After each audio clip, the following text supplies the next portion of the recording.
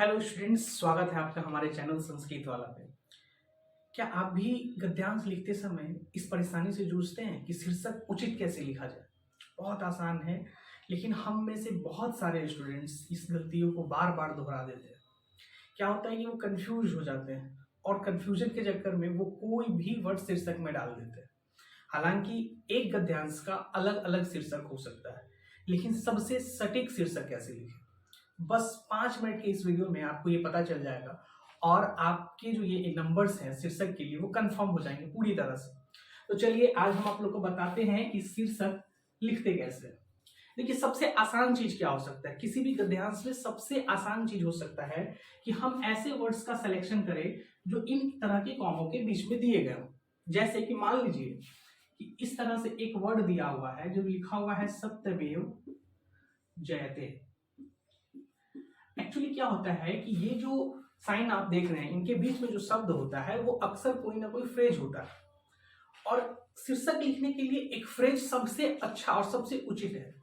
तो अगर आपको पूरे गद्यांश में ऐसे 2 वर्ड्स 4 वर्ड्स के कोई शब्द मिल जाते हैं जो इन चिन्हों के बीच में हो, तो आप उसी को डाल दीजिए। सत्यमेव जयते डाल दिए है कि नहीं, या फिर कोई भी ऐसा वर्ड आ गया। तो मान लीजिए कि कहीं आपको दिया हुआ है भरतम, जैसे हमने देखा कि सीबीएसई ने जो सैंपल पेपर इशू किया है उसमें भरतम दिया हुआ, तो हम लोग भरतम डाल सकते हैं। एकदम सबसे आसान तरीका है। अब मान लीजिए कि ये पहला मेथड, अगर इस तरीके के मेथड में आपने सॉल्व कर लिया तो शीर्षक यहीं पे खत्म, कोई परेशानी नहीं, यहीं समाप्त, समस्या समाप्त हो गई।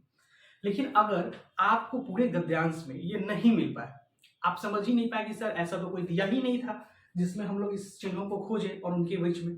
अच्छा, एक सावधानी बरतनी है। कभी कभी क्या होता है कि एक वाक्य ही यहाँ से शुरू होता है और 2-3 वाक्य पे जाके खत्म होता है, तो इनके बीच के पूरे चिन्हों को हम शीर्षक में नहीं लिख सकते, है ना।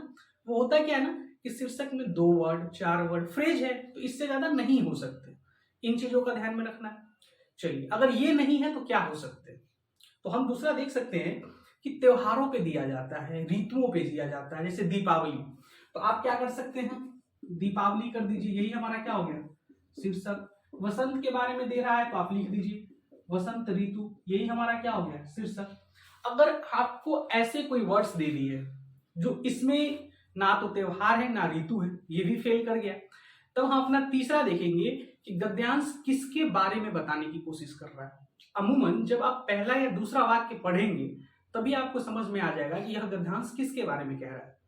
तो सबसे आसान तरीका ये है कि आप एक प्रॉपर वर्ड खोज लीजिए, उसको बना लीजिए। अगर इसमें भी आप सक्षम नहीं हो पा रहे हैं, कंफ्यूज हो रहे हैं, तो आप क्या कीजिए, जिसके बारे में दिया है उसको षष्ठी विभक्ति में लिख दीजिए।